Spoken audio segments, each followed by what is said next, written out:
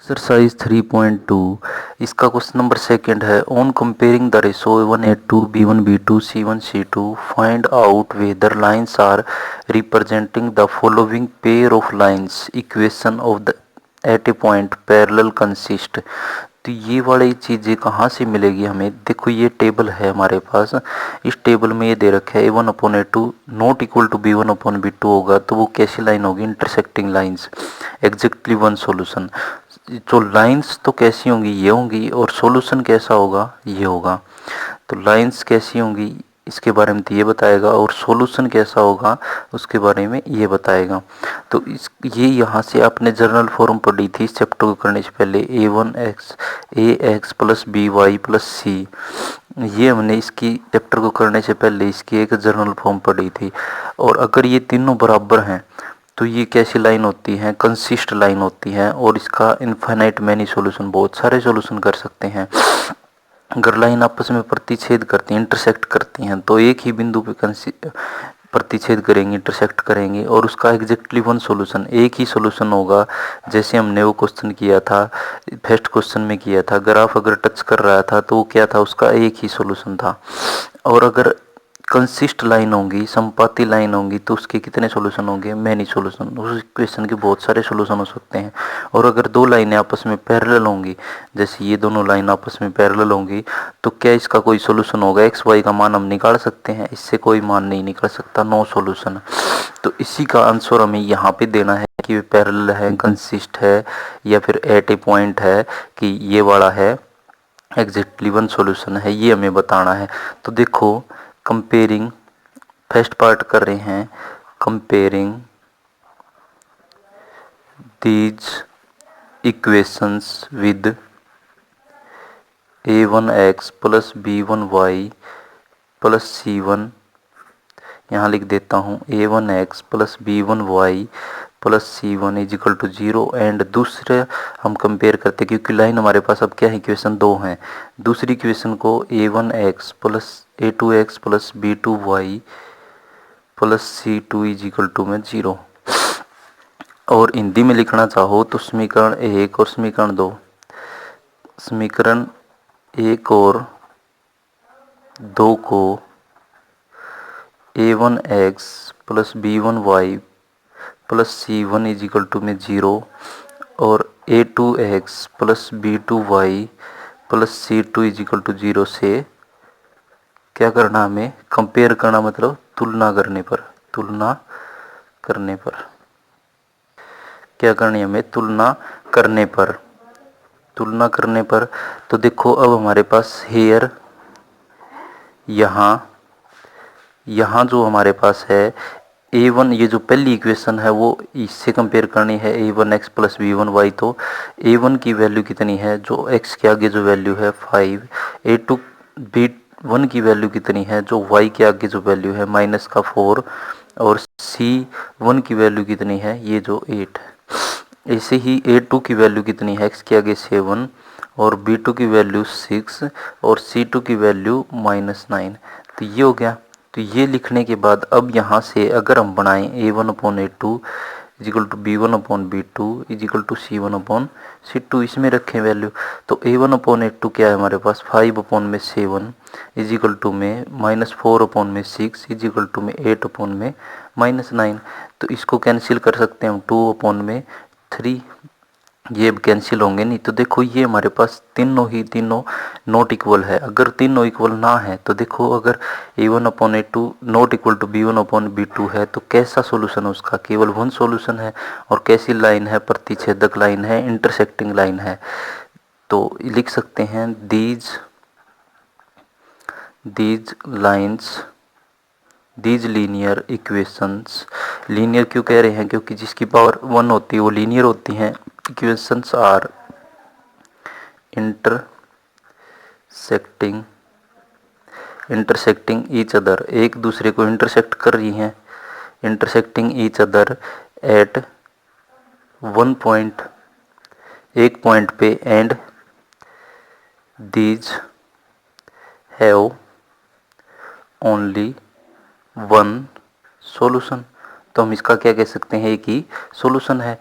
ऐसे ही हमें क्या करना है, इसकी दूसरे पार्ट को सोल्व करना है कि यही पहले तुलना करेंगे, हम कंपेयर करेंगे, A1 A2 B1 B2 की वैल्यू लिखेंगे और उसके बाद इसको ऐसे लिख के देखेंगे। तो सेकंड पार्ट में देखो हमारे पास इक्वेशन दे रखी है 9x plus 3y plus minus 12 is equal to 0 है और 18x plus 6y plus 24 is equal to 0 है।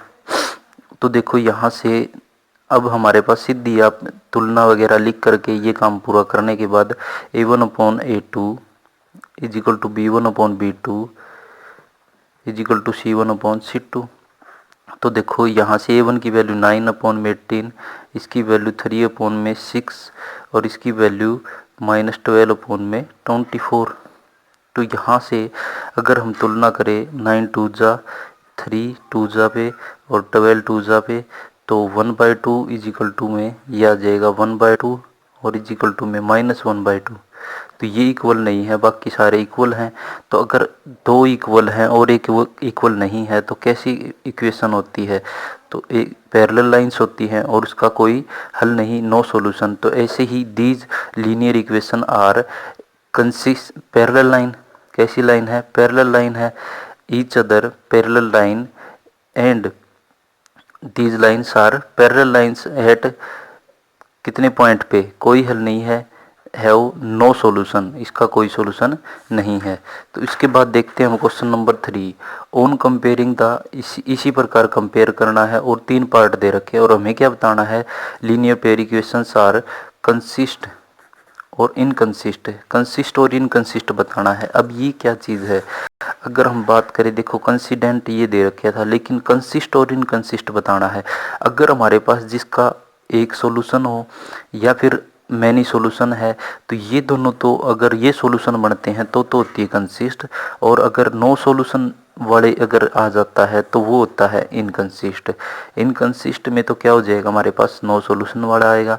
और ये जो पहले दो पार्ट का अगर बनेगा कि इंटरसेक्टिंग लाइन और कंसिस्ट लाइन बनेगा, तो उसका क्या हो जाएगा, कंसिस्टेंट। तो मेरे पास जैसी इक्वेशन फर्स्ट दे रखी है, तो फर्स्ट में है तो 3x प्लस 2y, तो पहले comparing these equation with a1x plus b1y plus c1 is equal to 0, और दूसरा है a2x plus b2y plus c2 is equal to में 0। तो यहाँ से तुलना करेंगे, तुलना करने से पहले देखो यहाँ से ये जो 5 है उस तरफ है, तो पहले इस तरफ लेके आएंगे, ये वाला इस तरफ आके तो माइनस का हो जाएगा इज इक्वल टू 0, इस तरफ लेके आएंगे तो माइनस का 7 इज इक्वल टू 0। लेकिन आप लोगों को कंप्लीट सोल्व करके लेके आना है इस तरफ लेके और फिर करना है इसको। तो हेयर यहाँ पे फर्स्ट पार्ट कर रहे हैं, हेयर ए का मान कितना है, A1 का मान 3 है, A1 is equal to 3, B1 का मान y के आगे वाला 2 और C1 का मान जो कांस्टेंट वैल्यू है वो माइनस का 5 है। उसके बाद A2 का मान कितना है, जो देखो x के आगे वाला है, x के आगे वो है 2, और B2 का मान कितना है जो y के आगे है -3, और C2 का मान कितना है, ये जो कांस्टेंट है -7। तो इनको लिखेंगे A1 upon A2 B1 upon B2 is equal to C1 upon C2। तो A1 upon A2 3/2, B1 upon B2 2 और -3, और C1 अपॉन C2 -5 और -7। माइनस से माइनस कट जाएगा, जो कट रहा है उसको काट देंगे ऊपर नीचे जो भी है। लेकिन अब देखो यहाँ पे कुछ नहीं कट रहा, तो क्या ये तीनों बराबर है, तीनों बराबर नहीं है। तो तीनों बराबर नहीं होते तो क्या होता है, इंटरसेक्टिंग लाइन। तो इसको लिख सकते हैं these linear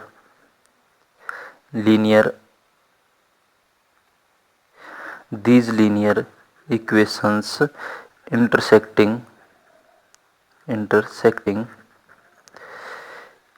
each other at one point and thus these have only one solution. तो कैसा सॉल्यूशन होगा, पहले तो यही लिखना है कि ये इंटरसेक्टिंग है या फिर कंसिस्ट है, या फिर पहले ये लिखने के बाद अब हमारे पास क्या करना है, अब ये आंसर देना है कि कंसिस्ट है या नहीं। तो हेंस हम कह सकते हैं द, देखो मैंने ये बताया था अगर ये पहले दो में से सॉल्यूशन बन रहा है तो कंसिस्ट होगा, और लास्ट वाला नो सॉल्यूशन वाला बन रहा है, अगर इसकी कोई सॉल्यूशन नहीं है, लाइन पैरेलल है, तो वो इनकंसिस्ट होता है। जिसके सॉल्यूशन कुछ आते हैं तो वो होते हैं कंसिस्ट, और जिसका कोई सॉल्यूशन नहीं होता तो वो होता है इनकंसिस्ट। तो इसका कुछ सॉल्यूशन है, तो hence the pair linear equations is, the pair of linear equation is, क्या हमारे पास consist.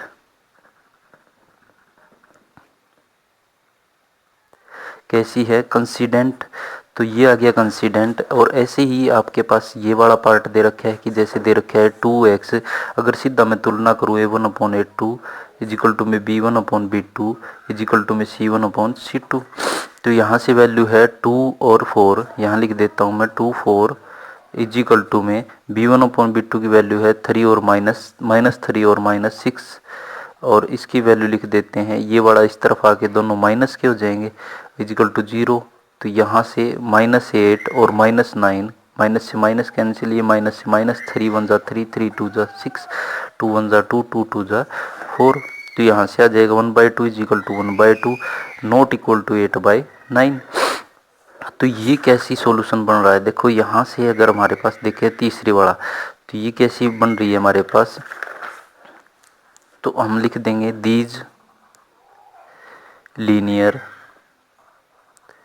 Equation have parallel lines then these have no solution. कोई सॉल्यूशन नहीं है, तो कोई सॉल्यूशन नहीं है, तो हेंस हम कह सकते हैं hence the pair of linear equation is, क्या कह सकते हैं, ये कंसिस्ट होगी या इनकंसिस्ट। अगर मैंने बताया था जिसका कोई सॉल्यूशन नहीं होगा वो कैसे होगी, इन कंसिस्टेंट। तो ये हो जाएगा हमारे पास क्वेश्चन नंबर इसका, ये हमने किया है थर्ड क्वेश्चन। ऐसे ही करना है अपने फोर्थ क्वेश्चन में भी यही दे रखा है कि वो कंसिस्ट होगी या इनकंसिस्ट होगी, और अगर कंसिस्ट हुई तो उसका क्या बनाना है आपको, ग्राफ। अगर देखो ये कंसिस्ट था तो इसका आपको ग्राफ भी बनाना है। तो आशा है कि आप वो क्वेश्चन भी कर लोगे। तो देखो